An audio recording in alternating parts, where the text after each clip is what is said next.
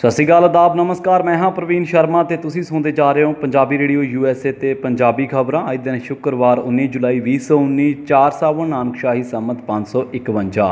ਸੋ ਖਬਰਾਂ ਵੱਲ ਵਧਾਂਗੇ, ਪਰ ਉਸ ਤੋਂ ਪਹਿਲਾਂ ਨਜ਼ਰ ਮਾਰਦੇ ਹਾਂ ਹੁਣ ਤੱਕ ਦੀਆਂ ਖਾਸ ਖਬਰਾਂ ਤੇ। ਕਰਨਾਟਕ ਦੇ ਵਿੱਚ ਭਰੋਸੇ ਦੇ ਮਤ ਤੇ ਬਹਿਸ ਹੋਈ ਮੁਲਤਵੀ। ਕਠੂਆ ਕਾਂਡ ਮਾਮਲੇ ਦੇ ਵਿੱਚ ਜੰਮੂ ਕਸ਼ਮੀਰ ਸਰਕਾਰ ਤੇ ਮੁਲਜ਼ਮਾਂ ਨੂੰ ਨੋਟਿਸ। ਅਯੋਧਿਆ ਮਾਮਲੇ ਦੇ ਵਿੱਚ ਸੁਪਰੀਮ ਕੋਰਟ ਦੇ ਵੱਲੋਂ ਸਾਲਸੀ ਪ੍ਰਕਿਰਿਆ ਜਾਰੀ ਰੱਖਣ ਦੀ ਇਜਾਜ਼ਤ। ਮੂਣਕ ਦੇ ਨੇੜੇ ਘੱਗਰ ਦੇ ਵਿੱਚ ਪਿਆ 70 ਫੁੱਟ ਦਾ ਚੌੜਾ ਪਾੜ, ਹਜ਼ਾਰਾਂ ਏਕੜ ਫਸਲ ਡੁੱਬੀ। ਫੌਜ, NDRF ਅਤੇ SDRF ਦੀਆਂ ਟੀਮਾਂ ਮੌਕੇ ਤੇ ਪਹੁੰਚੀਆਂ। ਮਾਲਵਾ ਖਿੱਤੇ ਦੇ ਵਿੱਚ ਪਏ ਮੀਂਹ ਨੇ 1 ਲੱਖ ਏਕੜ ਰਕਬੇ ਦੇ ਵਿੱਚ ਫਸਲ ਕੀਤੀ ਬਰਬਾਦ ਅਤੇ ਹਰਪ੍ਰੀਤ ਸਿੰਘ ਸਿੱਧੂ ਮੁੜ ਬਣੇ STF ਦੇ ਮੁਖੀ। ਹੁਣ ਖਬਰਾਂ ਤਫਸੀਲ ਦੇ ਨਾਲ ਸ਼ੁਰੂਆਤ ਕਰਾਂਗੇ ਕੌਮੀ ਖਬਰਾਂ ਤੋਂ। ਗੱਲ ਕਰਾਂਗੇ ਕਰਨਾਟਕ ਵਿਧਾਨ ਸਭਾ ਦੀ। ਕਰਨਾਟਕ ਵਿਧਾਨ ਸਭਾ ਦੇ ਵਿੱਚ ਮੁੱਖ ਮੰਤਰੀ HD ਕੁਮਾਰ ਸਵਾਮੀ ਦੇ ਵੱਲੋਂ ਪੇਸ਼ ਕੀਤੇ ਗਏ ਭਰੋਸੇ ਦੇ ਮਤ ਤੇ ਬਹਿਸ ਸਵੇਰ ਤੱਕ ਮੁਲਤਵੀ ਕਰ ਦਿੱਤੀ ਗਈ ਹੈ। ਭਰੋਸੇ ਤੇ ਮਤ ਦੇ ਲਈ ਬਹਿਸ ਦੇ ਦੌਰਾਨ ਦੋਵਾਂ ਧਿਰਾਂ ਦੇ ਵਿਚਾਲੇ ਤਿੱਖੀ ਨੋਕ ਝੋਕ ਹੋਈ ਹੈ। ਇਸੇ ਦੌਰਾਨ ਕਾਂਗਰਸ JDS ਗੱਠਜੋੜ ਦੇ ਅਸਤੀਫਾ ਦੇਣ ਵਾਲੇ 16 ਬਾਗੀ ਅਤੇ ਇੱਕ ਹੋਰ ਵਿਧਾਇਕ ਸਮੇਤ ਕੁੱਲ 20 ਵਿਧਾਇਕ ਅਸੈਂਬਲੀ ਦੇ ਵਿੱਚੋਂ ਗੈਰ ਹਾਜ਼ਰ ਰਹੇ ਸਨ। BSP ਦਾ ਇੱਕੋ ਇੱਕ ਵਿਧਾਇਕ ਮਹੇਸ਼ ਵੀ ਗੈਰ ਹਾਜ਼ਰਾਂ ਦੀ ਸੂਚੀ ਦੇ ਵਿੱਚ ਹੈ। ਉਧਰ BS ਯੇਦੂਰੱਪਾ ਨੇ ਐਲਾਨ ਕੀਤਾ ਕਿ ਭਾਜਪਾ ਦੇ ਮੈਂਬਰ ਰਾਤ ਭਰ ਸਦਨ ਦੇ ਵਿੱਚ ਰਹਿਣਗੇ। ਉਹਨਾਂ ਕਿਹਾ ਕਿ ਭਰੋਸੇ ਦੇ ਮਤੇ ਤੇ ਫੈਸਲਾ ਹੋਣ ਤੱਕ ਉਹ ਸਦਨ ਦੇ ਵਿੱਚ ਡਟੇ ਰਹਿਣਗੇ। ਇਸ ਦੌਰਾਨ ਭਰੋਸੇ ਦੇ ਮਤ ਨੂੰ ਬੇਲੋੜਾ ਲਮਕਾਉਣ ਤੋਂ ਖਫਾ ਭਾਜਪਾ ਦੇ ਇੱਕ ਵਫਦ ਨੇ ਰਾਜਪਾਲ ਵਾਜੂਭਾਈ ਵਾਲਾ ਦੇ ਨਾਲ ਮੁਲਾਕਾਤ ਕੀਤੀ ਹੈ। ਭਾਜਪਾ ਆਗੂਆਂ ਨੇ ਕਿਹਾ ਕਿ ਉਹ ਅੱਜ ਦੇ ਘਟਨਾਕ੍ਰਮ ਤੋਂ ਬਾਅਦ ਸੁਪਰੀਮ ਕੋਰਟ ਦਾ ਰੁਖ ਕਰ ਸਕਦੇ ਨੇ। ਦੱਸਣਾ ਵੀ ਬਣਦਾ ਕਿ ਇਸ ਤੋਂ ਪਹਿਲਾਂ ਮੁੱਖ ਮੰਤਰੀ HD ਕੁਮਾਰ ਸਵਾਮੀ ਨੇ ਅਸੈਂਬਲੀ ਦੇ ਵਿੱਚ ਇੱਕ ਫਿਕਰੇ ਦੇ ਨਾਲ ਭਰੋਸੇ ਦਾ ਮਤ ਰੱਖਦਿਆਂ ਕਿਹਾ ਸੀ ਕਿ ਸਦਨ ਨੂੰ 14 ਮਹੀਨੇ ਪੁਰਾਣੀ ਸਰਕਾਰ ਦੇ ਵਿੱਚ ਪੂਰਾ ਭਰੋਸਾ ਹੈ। ਕੁਮਾਰ ਸਵਾਮੀ ਨੇ ਕਿਹਾ ਕਿ ਬਾਗੀ ਵਿਧਾਇਕਾਂ ਨੇ ਸੱਤਾਧਾਰੀ ਗੱਠਜੋੜ ਨੂੰ ਲੈ ਕੇ ਕਈ ਖਦਸ਼ੇ ਖੜੇ ਕੀਤੇ ਨੇ ਅਤੇ ਸਾਨੂੰ ਲੋਕਾਂ ਨੂੰ ਸੱਚ ਦੱਸਣਾ ਹੋਵੇਗਾ। ਉਹਨਾਂ ਕਿਹਾ ਕਿ ਪੂਰਾ ਮੁਲਕ ਕਰਨਾਟਕ ਦੇ ਵਿੱਚ ਚੱਲ ਰਹੇ ਘਟਨਾਕ੍ਰਮ ਨੂੰ ਵੇਖ ਰਿਹਾ ਹੈ। ਉਧਰ ਕਾਂਗਰਸ ਵਿਧਾਇਕ ਦਲ ਦੇ ਆਗੂ ਸਿੱਧਰਮਈਆ ਨੇ ਸਪੀਕਰ ਨੂੰ ਕਿਹਾ ਕਿ ਉਹ ਵਿਹਿਪ ਦੇ ਭਵਿੱਖ ਨੂੰ ਲੈ ਕੇ ਫੈਸਲਾ ਦੇਣ। ਉਹਨਾਂ ਕਿਹਾ ਕਿ ਜੇਕਰ ਵਿਹਿਪ ਬਾਰੇ ਕੋਈ ਫੈਸਲਾ ਕੀਤੇ ਬਿਨਾਂ ਭਰੋਸੇ ਦੇ ਮਤ ਤੇ ਚਰਚਾ ਹੁੰਦੀ ਹੈ ਤਾਂ ਇਹ ਗੈਰ ਸੰਵਿਧਾਨਕ ਹੋਵੇਗਾ। ਅਸੈਂਬਲੀ ਦੇ ਵਿੱਚ ਸੱਤਾਧਾਰੀ ਅਤੇ ਵਿਰੋਧੀ ਧਿਰ ਦੇ ਵਿਧਾਇਕਾਂ ਦਰਮਿਆਨ ਹੋਈ ਤਿੱਖੀ ਨੋਕ ਝੋਕ ਦੇ ਦੌਰਾਨ 3 ਵਾਰ ਸਦਨ ਦੀ ਕਾਰਵਾਈ ਨੂੰ ਮੁਲਤਵੀ ਵੀ ਕਰਨਾ ਪਿਆ ਸੀ। ਗੱਲ ਕਰਦੇ ਹਾਂ ਕਠੂਆ ਕਾਂਡ ਦੀ। ਪੰਜਾਬ ਤੇ ਹਰਿਆਣਾ ਹਾਈ ਕੋਰਟ ਨੇ ਕਠੂਆ ਦੇ ਵਿੱਚ ਖਾਨਾਬਦੋਸ਼ ਪਰਿਵਾਰ ਦੀ 8 ਸਾਲਾ ਬੱਚੀ ਦੇ ਨਾਲ ਸਮੂਹਿਕ ਜਬਰ ਜਨਾਹ ਮਾਮਲੇ ਦੇ ਵਿੱਚ ਪੀੜਤ ਦੇ ਪਿਤਾ ਦੀ ਪਟੀਸ਼ਨ ਤੇ ਜੰਮੂ ਕਸ਼ਮੀਰ ਸਰਕਾਰ ਤੇ ਕੇਸ ਦੇ ਨਾਲ ਸੰਬੰਧਿਤ 6 ਮੁਲਜ਼ਮਾਂ ਨੂੰ ਨੋਟਿਸ ਜਾਰੀ ਕਰ ਦਿੱਤਾ। ਬੱਚੀ ਦੇ ਪਿਤਾ ਨੇ ਪਟੀਸ਼ਨ ਦੇ ਵਿੱਚ ਸਜ਼ਾ ਦੇ ਵਿੱਚ ਇਜ਼ਾਫੇ ਦੀ ਮੰਗ ਕੀਤੀ ਹੈ। ਦੱਸਣਾ ਵੀ ਬਣਦਾ ਕਿ ਹਾਈ ਕੋਰਟ ਨੇ ਉਸ ਮੁਲਜ਼ਮ ਨੂੰ ਵੀ ਨੋਟਿਸ ਜਾਰੀ ਕੀਤਾ ਜਿਸ ਨੂੰ ਹੇਠਲੀ ਅਦਾਲਤ ਨੇ ਬਰੀ ਕੀਤਾ ਸੀ। ਪਤਾ ਇਹ ਵੀ ਲੱਗਾ ਕਿ ਪੀੜਤ ਬੱਚੀ ਦੇ ਪਿਤਾ ਨੇ 10 ਜੁਲਾਈ ਨੂੰ ਦਾਖਲ ਪਟੀਸ਼ਨ ਦੇ ਵਿੱਚ ਦੋਸ਼ੀਆਂ ਨੂੰ ਦਿੱਤੀ ਗਈ ਸਜ਼ਾ ਨੂੰ ਵਧਾ ਕੇ ਮੌਤ ਦੀ ਸਜ਼ਾ ਅਤੇ ਉਮਰ ਕੈਦ ਕਰਨ ਦੀ ਮੰਗ ਦੇ ਨਾਲ ਹੀ ਇੱਕ ਮੁਲਜ਼ਮ ਨੂੰ ਬਰੀ ਕਰਨ ਦੇ ਫੈਸਲੇ ਨੂੰ ਚੁਣੌਤੀ ਦਿੱਤੀ ਸੀ।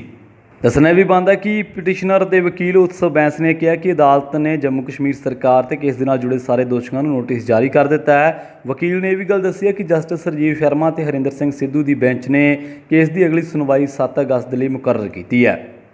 ਇੱਥੇ ਜ਼ਿਕਰਯੋਗ ਹੈ ਕਿ ਪਠਾਨਕੋਟ ਦੀ ਹੇਠਲੀ ਅਦਾਲਤ ਨੇ ਪਿਛਲੇ ਮਹੀਨੇ ਸਾਂਝੀ ਰਾਮ, ਦੀਪਕ ਖਜੂਰੀਆ ਤੇ ਪ੍ਰਵੇਸ਼ ਕੁਮਾਰ ਨੂੰ ਉਮਰ ਕੈਦ ਜਦੋਂ ਕਿ ਦੋਸ਼ੀ ਕਰਾਰ ਦਿੱਤੇ ਗਏ 3 ਹੋਰਨਾਂ ਨੂੰ 5-5 ਸਾਲ ਦੀ ਕੈਦ ਦੀ ਸਜ਼ਾ ਸੁਣਾਈ ਸੀ। ਅਦਾਲਤ ਨੇ ਇਸ ਮਾਮਲੇ ਦੇ ਵਿੱਚ ਸਾਂਝੀ ਰਾਮ ਦੇ ਪੁੱਤਰ ਵਿਸ਼ਾਲ ਜੰਗੋਤਰਾ ਨੂੰ ਸਬੂਤਾਂ ਦੀ ਅਣਹੋਂਦ ਦਾ ਹਵਾਲਾ ਦਿੰਦਿਆਂ ਰਿਹਾ ਕਰ ਦਿੱਤਾ ਸੀ। ਗੱਲ ਕਰਦੇ ਹਾਂ ਅਯੋਧਿਆ ਦੇ ਮਾਮਲੇ ਦੀ। ਸੁਪਰੀਮ ਕੋਰਟ ਨੇ ਰਾਮ ਜਨਮ ਭੂਮੀ ਬਾਬਰੀ ਮਸਜਿਦ ਜ਼ਮੀਨੀ ਵਿਵਾਦ ਮਾਮਲੇ ਦੇ ਵਿੱਚ ਸਾਲਸੀ ਦੀ ਪ੍ਰਕਿਰਿਆ ਦੀ ਇਜਾਜ਼ਤ ਦਿੰਦਿਆਂ ਉਸ ਦੇ ਨਤੀਜਿਆਂ ਤੇ ਰਿਪੋਰਟ 1 ਅਗਸਤ ਤੱਕ ਮੰਗ ਲਈ ਹੈ। ਚੀਫ ਜਸਟਿਸ ਰੰਜਨ ਗੋਗੋਈ ਦੀ ਅਗਵਾਈ ਵਾਲੇ 5 ਮੈਂਬਰੀ ਸੰਵਿਧਾਨਕ ਬੈਂਚ ਨੇ ਕਿਹਾ ਹੈ ਕਿ ਸਾਲਸੀ ਕਮੇਟੀ ਵੱਲੋਂ ਦਾਇਰ ਰਿਪੋਰਟ ਤੇ ਵਿਚਾਰ ਕਰਨ ਤੋਂ ਬਾਅਦ ਉਹ 2 ਅਗਸਤ ਨੂੰ ਫੈਸਲਾ ਲੈਣਗੇ ਕਿ ਇਸ ਮਾਮਲੇ ਦੇ ਵਿੱਚ ਸੁਣਵਾਈ ਦੀ ਜ਼ਰੂਰਤ ਹੈ ਜਾਂ ਫਿਰ ਨਹੀਂ।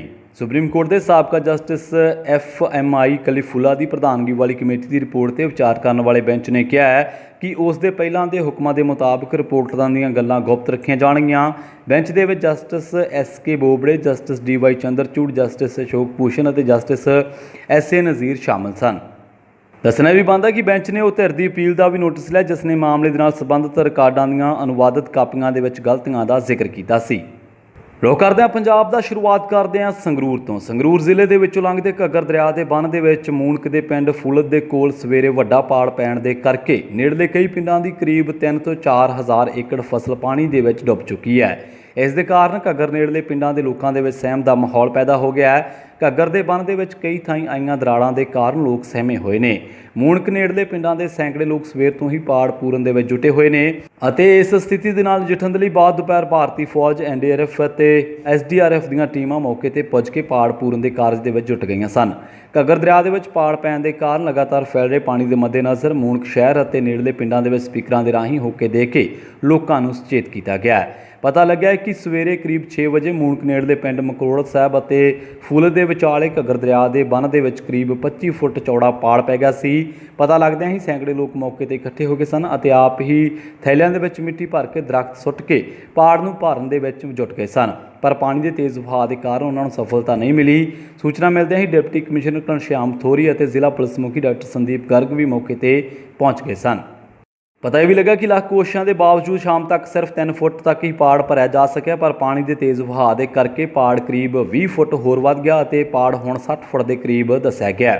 ਪਿੰਡ ਮਕੋੜ ਸਾਹਿਬ ਅਤੇ ਫੂਲ ਅਤੇ ਸੁਰਜਣ ਭੈਣੀ ਦੀ ਕਰੀਬ 3 ਤੋਂ 4 ਹਜ਼ਾਰ ਏਕੜ ਫਸਲ ਪਾਣੀ ਦੇ ਵਿੱਚ ਡੁੱਬ ਗਈ ਹੈ ਅਤੇ ਪਾਣੀ ਦਾ ਤੇਜ਼ ਵਹਾਅ ਲਗਾਤਾਰ ਅੱਗੇ ਵਧ ਰਿਹਾ ਹੈ। ਪਿੰਡ ਸੁਰਜਣ ਭੈਣੀ, ਸਲੇਮਗੜ੍ਹ, ਮਕੋੜ ਸਾਹਿਬ, ਕੜੈਲ ਦੇ ਵਿੱਚ ਸਹਿਮ ਦਾ ਮਾਹੌਲ ਹੈ, ਕਿਉਂਕਿ ਇਹਨਾਂ ਪਿੰਡਾਂ ਦੇ ਲੋਕ ਪਹਿਲਾਂ ਵੀ ਘੱਗਰ ਦੀ ਮਾਰ ਝੱਲ ਚੁੱਕੇ ਨੇ। ਦੇਰ ਸ਼ਾਮ ਤੱਕ ਪਾੜ ਵੱਧ ਕੇ 70 ਫੁੱਟ ਤੱਕ ਪਹੁੰਚ ਚੁੱਕਿਆ ਸੀ ਅਤੇ ਮੂਣਕ ਸ਼ਹਿਰ ਦੀਆਂ ਨੇੜਲੀਆਂ ਬਸਤੀਆਂ ਦੇ ਲੋਕਾਂ ਨੂੰ ਸੁਰੱਖਿਅਤ ਥਾਵਾਂ 'ਤੇ ਪੁੱਜਣ ਦੀ ਅਪੀਲ ਕੀਤੀ ਗਈ ਹੈ।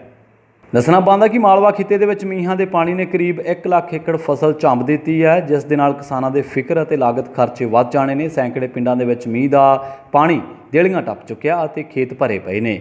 2 ਦਿਨਾਂ ਤੋਂ ਮੀਂਹ ਤਾਂ ਰੁਕਿਆ ਹੋਇਆ, ਪਰ ਕਿਸਾਨਾਂ ਦੇ ਸੰਕਟ ਵੱਧ ਚੁੱਕੇ ਨੇ। ਪਹਿਲਾਂ ਸੋਕੇ ਨੇ ਖੇਤ ਸੁੱਕਣੇ ਪਏ ਸਨ ਅਤੇ ਹੁਣ ਮੀਂਹ ਨੇ ਤਰਥੱਲੀ ਮਚਾ ਦਿੱਤੀ ਹੈ। ਬਠਿੰਡਾ ਜ਼ਿਲ੍ਹੇ ਦੇ ਵਿੱਚ ਕਰੀਬ 30,000 ਏਕੜ ਰਕਬਾ ਪਾਣੀ ਦੇ ਵਿੱਚ ਡੁੱਬ ਚੁੱਕਿਆ ਅਤੇ ਕਿਸਾਨ ਪਾਣੀ ਦਾ ਨਿਕਾਸ ਕਰਨ ਦੇ ਵਿੱਚ ਜੁਟੇ ਹੋਏ ਨੇ। ਸਭ ਤੋਂ ਵੱਧ ਪ੍ਰਭਾਵਿਤ ਕਰੀਬ 16,000 ਏਕੜ ਰਕਬਾ ਨਰਮੇ ਵਾਲਾ ਦੱਸਿਆ ਗਿਆ। ਦੱਸਣਾ ਬਣਦਾ ਕਿ ਗੋਨਿਆਣਾ ਦੇ ਪਿੰਡ ਮਹਿਮਾ ਸਰਜਾ, ਮਹਿਮਾ ਸਰਕਾਰੀ ਅਤੇ ਮਹਿਮਾ ਸਵਾਈ ਦੇ ਵਿੱਚ ਸਭ ਤੋਂ ਵੱਧ ਸੱਟ ਮੀਂਹ ਦੇ ਪਾਣੀ ਨੇ ਮਾਰੀ ਹੈ। ਵੇਰਵਿਆਂ ਦੇ ਮੁਤਾਬਕ ਪਿੰਡ ਤਿਉਣਾ ਅਤੇ ਬਾਹੋ ਸਿਵੀਆ ਦੇ ਵਿੱਚ ਵੀ ਫਸਲਾਂ ਦਾ ਵੱਡਾ ਨੁਕਸਾਨ ਹੋਇਆ। ਤਿਉਣਾ ਦੇ ਗੁਰਮੇਲ ਸਿੰਘ ਨੇ ਦੱਸਿਆ ਕਿ ਖੇਤੀ ਮੋਟਰਾਂ ਵੀ ਪਾਣੀ ਦੀ ਮਾਰ ਨਹੀਂ ਚੱਲ ਸਕੀਆਂ। ਪਿੰਡ ਨਰੂਆਣਾ ਦੇ ਕਿਸਾਨਾਂ ਨੇ ਮੁੱਖ ਸੜਕ ਤੋੜ ਕੇ ਖੇਤਾਂ ਦੇ ਵਿੱਚੋਂ ਪਾਣੀ ਦਾ ਨਿਕਾਸ ਕਰਨਾ ਸ਼ੁਰੂ ਕੀਤਾ ਹੈ। ਇਸੇ ਤਰ੍ਹਾਂ ਪਿੰਡ ਦਿਉਣ, ਬੁਲਾਡੇਵਾਲਾ ਅਤੇ ਬੱਲੂਆਣਾ ਦੇ ਵਿੱਚ ਵੀ ਬਹੁਤ ਨੁਕਸਾਨ ਹੋਇਆ ਹੈ। ਪਿੰਡ ਦਿਉਣ ਦੇ ਕਿਸਾਨ ਸੁਖਪਾਲ ਸਿੰਘ ਨੇ ਦੱਸਿਆ ਕਿ ਕਿਧਰੇ ਨਿਕਾਸ ਨਹੀਂ ਹੋ ਰਿਹਾ ਅਤੇ ਢਾਣੀਆਂ ਦੇ ਵਿੱਚ ਵੀ ਪਾਣੀ ਦਾਖਲ ਹੋ ਚੁੱਕਿਆ ਹੈ। ਉਧਰ ਗੱਲ ਕਰੀਏ ਮਾਨਸਾ ਜ਼ਿਲ੍ਹੇ ਦੀ, ਮਾਨਸਾ ਜ਼ਿਲ੍ਹੇ ਦੇ ਵਿੱਚ ਵੀ ਕਰੀਬ 40,000 ਏਕੜ ਰਕਬੇ ਦੇ ਵਿੱਚ ਪਾਣੀ ਭਰ ਗਿਆ। ਜ਼ਿਲ੍ਹੇ ਦੇ ਪਿੰਡ ਖੀਵਾ ਖੁਰਦ ਦੇ ਵਿੱਚ 400 ਏਕੜ, ਭੈਣੀ ਬਾਗਾ ਦੇ ਵਿੱਚ 400 ਏਕੜ, ਕੋਟ ਧਰਮੂ ਦੇ ਵਿੱਚ 1000 ਏਕੜ, ਅਲੀ ਸ਼ੇਰ ਕਲਾਂ ਅਤੇ ਖੁਰਦ ਦੇ ਵਿੱਚ 300 ਏਕੜ ਫਸਲ ਨੁਕਸਾਨੀ ਗਈ ਹੈ। ਵੇਰਵਿਆਂ ਦੇ ਮੁਤਾਬਕ ਮੁਕਤਸਰ ਦੇ ਸੇਮ ਪ੍ਰਭਾਵਿਤ ਇਲਾਕਿਆਂ ਨੂੰ ਸਭ ਤੋਂ ਵੱਧ ਮਾਰ ਪਈ ਹੈ। ਮੁਕਤਸਰ ਜ਼ਿਲ੍ਹੇ ਦੇ ਵਿੱਚ ਪਹਿਲੇ ਦਿਨ 172 mm ਅਤੇ ਦੂਜੇ ਦਿਨ 76 mm ਵਰਖਾ ਹੋਈ ਹੈ। ਇਸ ਜ਼ਿਲ੍ਹੇ ਦੇ ਵਿੱਚ 22,000 ਏਕੜ ਫਸਲ ਪਾਣੀ ਦੀ ਮਾਰ ਹੇਠ ਆ ਗਈ ਹੈ ਅਤੇ ਦੱਸਿਆ ਵੀ ਗਿਆ ਕਿ 2 ਤੋਂ 4,000 ਏਕੜ ਫਸਲ ਇਕੱਲੀ ਨਰਮੇ ਦੀ ਹੈ। ਗੱਲ ਕਰਦੇ ਹਾਂ ਹਰਪ੍ਰੀਤ ਸਿੰਘ ਸਿੱਧੂ ਦੀ। ਪੰਜਾਬ ਦੇ ਵਿੱਚੋਂ ਨਸ਼ਿਆਂ ਦੀ ਤਸਕਰੀ ਰੋਕਣ ਦੇ ਲਈ ਕੈਪਟਨ ਸਰਕਾਰ ਵੱਲੋਂ ਗਠਿਤ ਇੱਕ ਸਪੈਸ਼ਲ ਟਾਸਕ ਫੋਰਸ ਦੀ ਕਮਾਂਡ ਮੁੜ ਤੋਂ ADGP ਹਰਪ੍ਰੀਤ ਸਿੰਘ ਸਿੱਧੂ ਨੂੰ ਸੌਂਪ ਦਿੱਤੀ ਗਈ ਹੈ।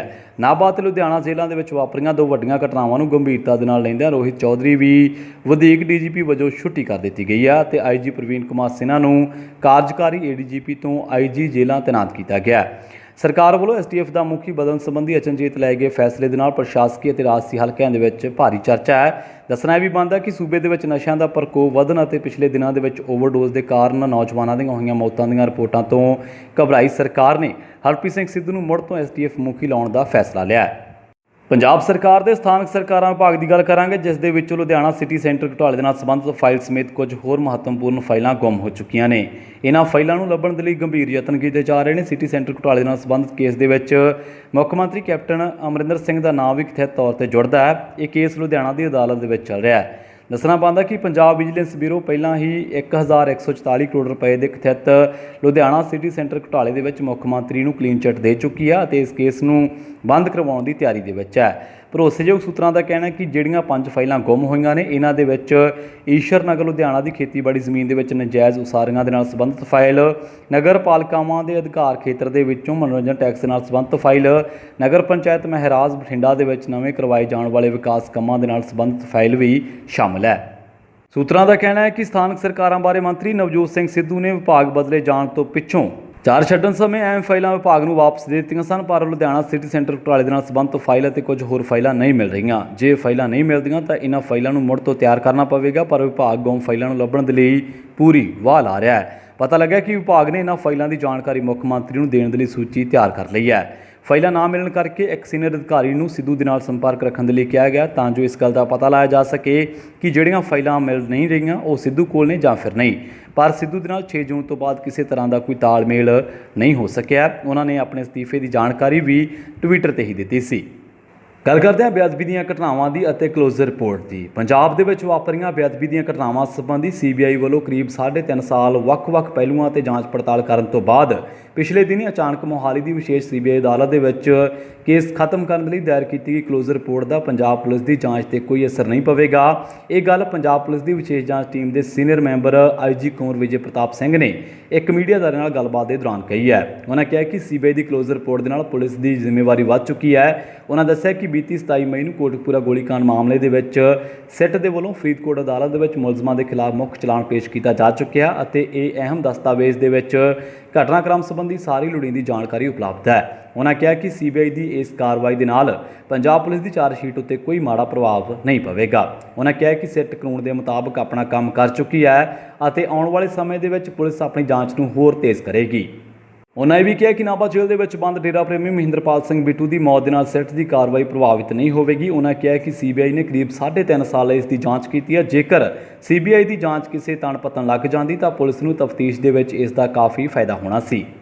ਇਸ ਦੇ ਨਾਲ ਹੀ ਪੰਜਾਬੀ ਖਬਰਾਂ ਦੇ ਇਸ ਬੁਲੇਟਿਨ ਦੇ ਵਿੱਚ ਹੁਣ ਤੱਕ ਲਈ ਬਸ ਇੰਨਾ ਹੀ। ਮੈਨੂੰ ਪ੍ਰਵੀਨ ਸ਼ਰਮਾ ਨੂੰ ਦਿਓ ਇਜਾਜ਼ਤ। ਪੰਜਾਬੀ ਰੇਡੀਓ USA ਨੂੰ ਆਪਣਾ ਪਿਆਰ ਇਸੇ ਤਰ੍ਹਾਂ ਦਿੰਦੇ ਰਹੋ। ਤੁਹਾਡਾ ਸਾਰਿਆਂ ਦਾ ਬਹੁਤ ਬਹੁਤ ਧੰਨਵਾਦ। ਸਤਿ ਸ਼੍ਰੀ ਅਕਾਲ।